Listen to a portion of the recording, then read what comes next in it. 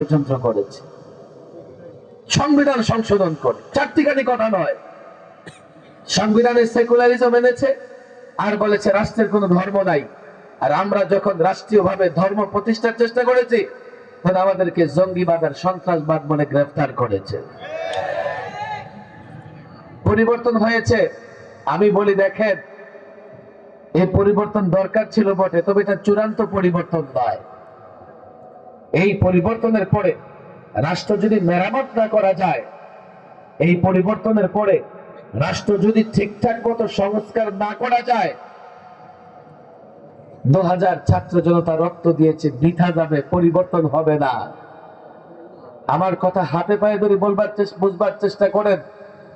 আগে এই রাষ্ট্র মেরামত করতে হলে, সংস্কার করতে হলে সিস্টেম পরিবর্তন করতে হবে, রাষ্ট্র পরিচালনার পদ্ধতি পরিবর্তন করতে হবে। কথা ঠিক না বেঠিক?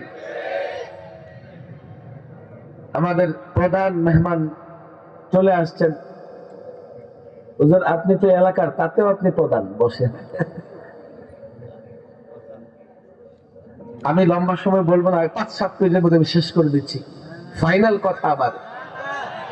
আমার দিকে তাকান। কয়টা আঙ্গুল এখানে? কয়টা? শুধু বাজাবেন চলবে না, আমাদের বাজায় ছাড়বেন মাহফিলে, এটা চলবে না। বহুত বাজাইছেন।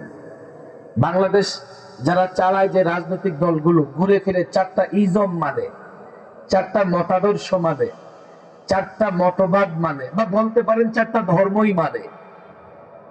বলবেন না এগুলো ধর্ম না, মতবাদ।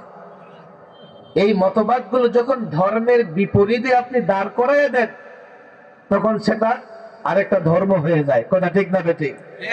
বলেন। এক, ডেমোক্রেসি, একই মানে গণতন্ত্র, একই।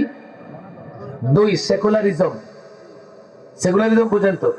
ধর্ম নিরপেক্ষতাবাদ, ধর্ম। 3, সোশ্যালিজম। সোশ্যালিজম বুঝেন তো? সমাজতন্ত্র। কি? 4, ন্যাশনালিজম, জাতীয়তাবাদ। আপনি ঘুরে ফিরে দেখেন, কেউ ডেমোক্রেসির কথা বলে, কেউ সেকুলারিজমের কথা বলে। আবার একদল আছে হাতুড়ি কাঁচি নিয়ে রাজনীতি করে, সোশ্যালিজম, সমাজতন্ত্রের কথা বলে। কথা ঠিক না বেঠিক? আবার আরেক দল ন্যাশনালিজমের কথা বলে। এই 4টা তন্ত্র, 4টা মতবাদ, 4টা মতাদর্শ দিয়ে, 4টা ধর্ম দিয়ে 53 বছর বাংলাদেশ পরিচালিত হয়েছে। এই জন্য কি হয়েছে জানেন? পরিবর্তন হয়েছে।